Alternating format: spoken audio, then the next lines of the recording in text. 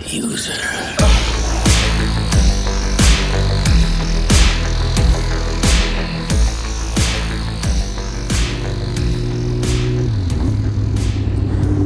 What's up, YouTube? Three Bones here. And as you can see from the title of this vlog, the Sena 10C, my review, and why I returned it.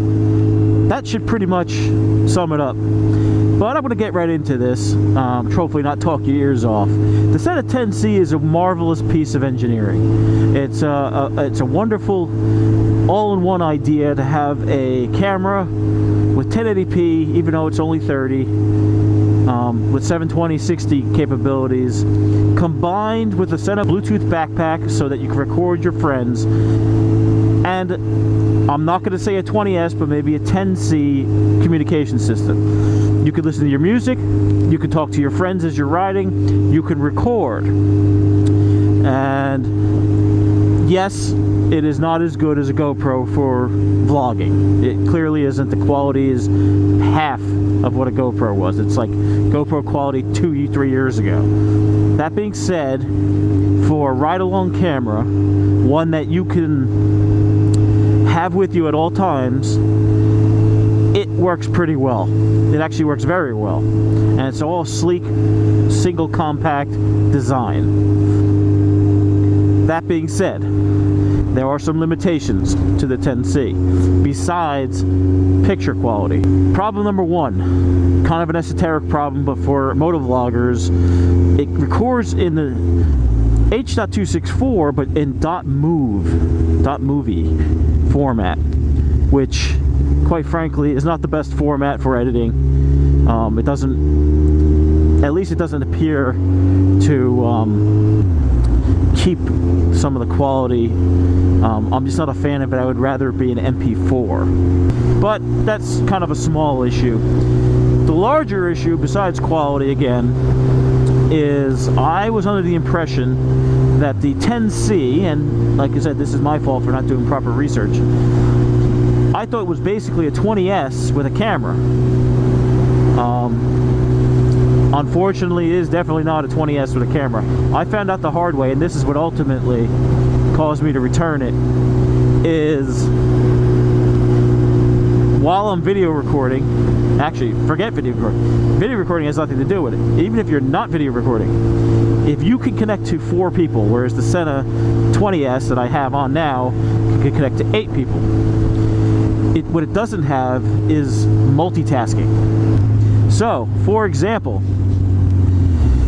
I can connect to Mad Mike and Matrix and talk to both of them with the 20S while listening to music. I could also share my music in an optional capacity while listening to turn-by-turn directions with HD audio. The 10C, when connected to just Mad Mike, would not allow me to listen to my music. Let me rephrase that. You can listen to your music, but so does Mad Mike. He has to listen to your music too. And while he's listening to that music, his microphone is cut off. So he can hear me talk to him, and he can hear my music, but he could not speak to me, or there was no option to remove the music from his speakers. That was a big negative. Now, while I had a wonderful ride with Matrix and Mad Mike the other day, not listening to music, it was actually quite refreshing. I want to be able to listen to my music when I want to. It's one of the things I love doing when I'm riding. And the fact that I can't, not only can I not listen to my own music without sharing it, but when I am trying to listen to my music, it has to, they have to listen to it as well. Not cool. The other thing that's negative is connections issues. I used to be able to connect directly to both of them, and it was managed through a group, the group section, the group list in the Sena 20S firmware, software. The 10C, I can connect to one, and I can connect to the other, but in order for both of them to have a group conference call, I have to connect to one, and then the other has to hit a button. It wouldn't naturally connect to both the way the 20S does. So that was a bummer. Combine that with the music, not the lack of music sharing. And the icing on the cake, is when I'm connected to more than one person, I automatically lose connection with my phone. The 10C cannot maintain a connection to your phone for music or navigation while simultaneously having 2 other people connected via communication. That was the icing on the cake, and I said, that's it, I can't use this thing, because I use navigation all the time, even when we're in group rides, because a lot of times I'm the navigator because I'm the only one with the phone on my handlebars here. And if I can't connect to my phone, take phone call, the only thing you can do with the 10C is it'll passively monitor your phone. Phone calls are regarded as top priority. When a phone call comes in, it gives you the option to take the call, but it'll also cut you off from communication on both your fellow riders. Now, this is similar to a 20S, whereas if you take a phone call, it drops the intercom, but then reconnects automatically.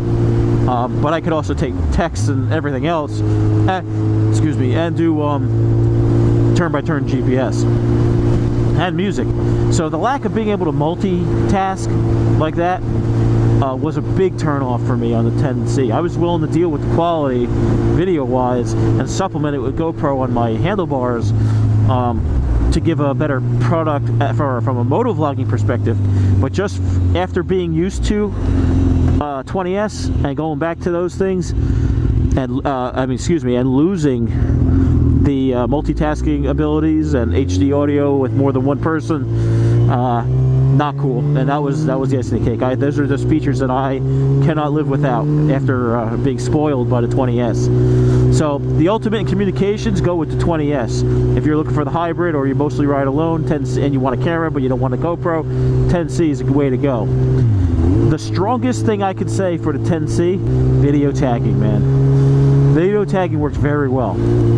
It was a little tricky teaching myself the sounds and the button presses, but once you get it, video tagging works pretty well. It's 60 seconds surrounding, so an event happens at, right now, say, and I hit the tag button, say 30 seconds behind me and 30 seconds forward from the time I hit the button, and you're good to go. That's how that works, and it worked out quite well. I found myself tagging a lot and actually having a lot of video files to go through, but they were pertinent files. They weren't mindless nothing. I was stuff that I had wanted to see or tag. So that worked flawlessly, and I was actually very, very happy to see that. So from that perspective, I think that their idea of tagging on the go is something that they should improve upon and include in other cameras. Like I said, I'd like to see the quality come up, and I'd like to see an option for the 20S feature set with the 10C. Granted, it's a small unit, so where are you going to put all the camera architecture and all the communication architecture in that small little unit? The other complaint I had a little bit was the jog dial was significantly smaller than the 20S, which made it a little harder to find with the gloves, but it wasn't too bad.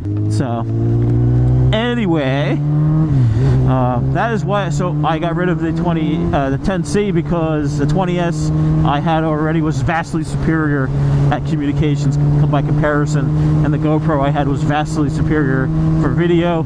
And while I hope the mix of the two would have been a better hybrid scheme, and I did enjoy I do enjoy the idea. I don't think I can. I just wasn't able to stay with it. So, goddamn traffic. Anyway, I gotta concentrate now so I don't get run over by everyone trying to get home for dinner. I'll catch you guys later. 3 Bones signing off.